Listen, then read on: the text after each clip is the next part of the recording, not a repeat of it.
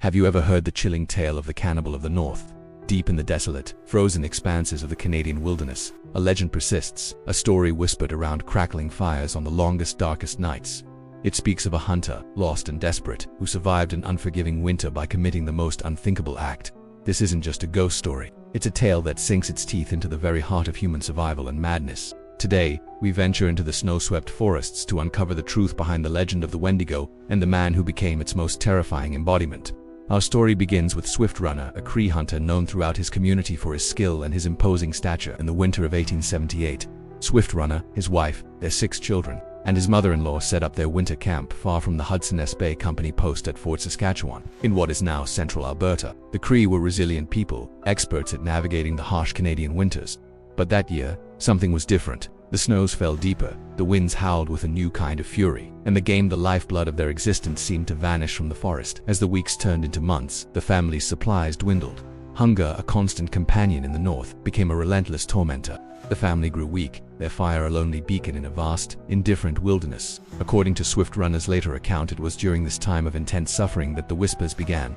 Not from his family, but from something else, something ancient and malevolent that roamed the frozen woods. He claimed a spirit visited him in his dreams, a terrifying, emaciated creature with a heart of ice. It promised him strength, a way to survive, but at a terrible price. This was the Wendigo. In Cree folklore, the Wendigo is not just a monster, it's a spirit of starvation and cannibalism. It's a symbol of what happens when greed and desperation consume a person's soul. The legend says that anyone who resorts to eating human flesh can become possessed by the Wendigo spirit, transforming into a gaunt, monstrous being with an insatiable hunger for more. It's a cautionary tale, a powerful cultural taboo meant to hold communities together during the harshest of times. For Swift Runner, lost in the delirium of starvation, this legend was becoming a terrifying reality.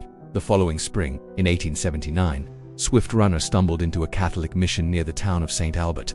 He was alone, gaunt but strangely well-fed for someone who claimed to have endured such a brutal winter.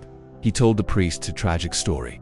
His entire family had starved to death, one by one. He was the sole survivor of a cruel and random fate. The community grieved with him, offering what comfort they could, but his story didn't quite add up. His brother-in-law, suspicious of Swift Runner's relatively healthy appearance, grew wary. Why had Swift Runner, the great hunter, been unable to find any game? And why did he seem so strangely untroubled by the loss of his entire family? The suspicions mounted, and soon, the Northwest Mounted Police were alerted. Led by Inspector Severin Gagnon, a party was dispatched to investigate Swift Runner's winter campsite. They convinced the hunter to lead them back to the scene. What they found there was a scene of unimaginable horror, a sight that would haunt them for the rest of their lives. The camp was not a place of quiet starvation, it was a slaughterhouse. Human bones, picked clean of flesh, were scattered around the camp. Skulls were cracked open, their contents scooped out. In a cooking pot over the cold fire pit, they found the final, damning evidence. It became terrifyingly clear what had happened. Swift Runner hadn't just survived, he had feasted.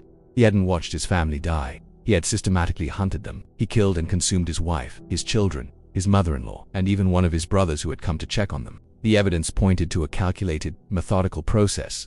He had not only eaten them to survive, but seemed to have developed a taste for it. The stories he told changed. He admitted to the killings but claimed he was not himself. He insisted he had been possessed, that the Wendigo spirit had taken control of him, forcing him to commit these acts against his will.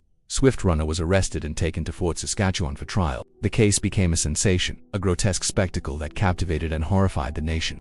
This was one of the first legal cases in Canada to grapple with the concept of the Wendigo.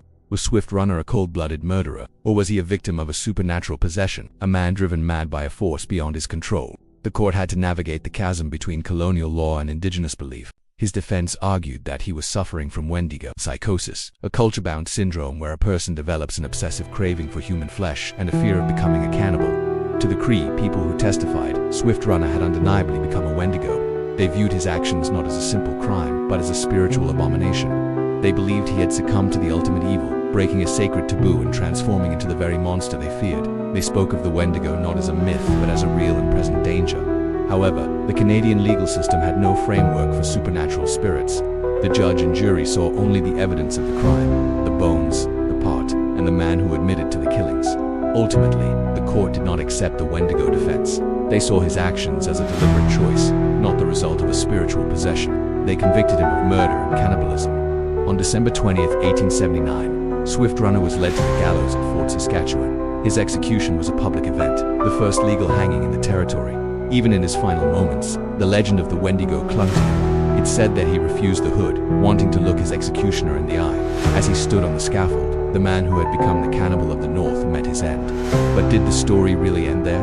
For many, the execution of the man did not kill the spirit. The legend of Swift Runner and the Wendigo became permanently entwined, a dark chapter in the history of the Canadian West. It serves as a chilling reminder of the thin line between civilization and savagery, and the horrors that can be born from desperation.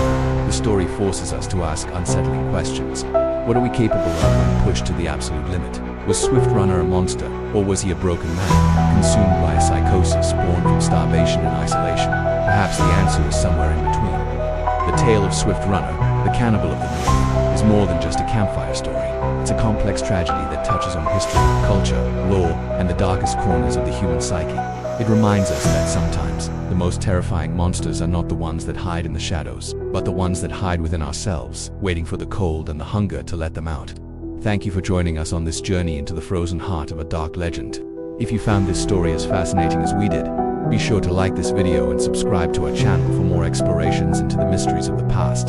Stay curious and stay safe.